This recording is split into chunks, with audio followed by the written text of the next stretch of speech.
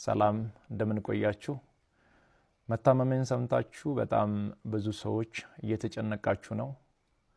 መታመሜን የነገርኳችሁ እንድትጨነቁ ፈልጌ ሳይሆን እንድትጸልዩልኝ ስለሚፈልግ ነው።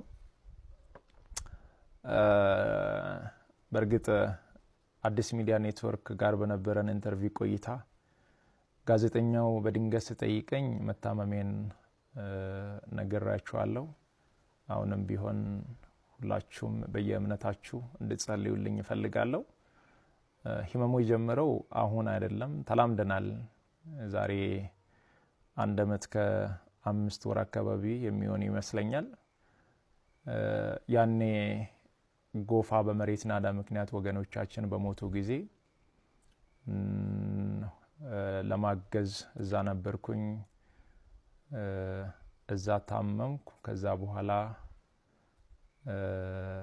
ህመሙ በዛው ነው የቀጠለው። እስካሁን ባለው የህክምና ክትትል እያደረኩ ነው። ቀጣይ ያለው የህክምና ሁኔታ በቅርቡ ከሀገር ውጭ ሄጄ በቂ ህክምና አደርጋለሁ። ህክምና ብቻ ሳይሆን በዚህ ሰዓት ለኔ የሚያስፈልገው ኢትዮጵያ እናቶች፣ ኢትዮጵያ አባቶች፣ ወጣቶች ሁላችሁም በየእምነታችሁ እንድትጸልዩልኝ እፈልጋለሁ።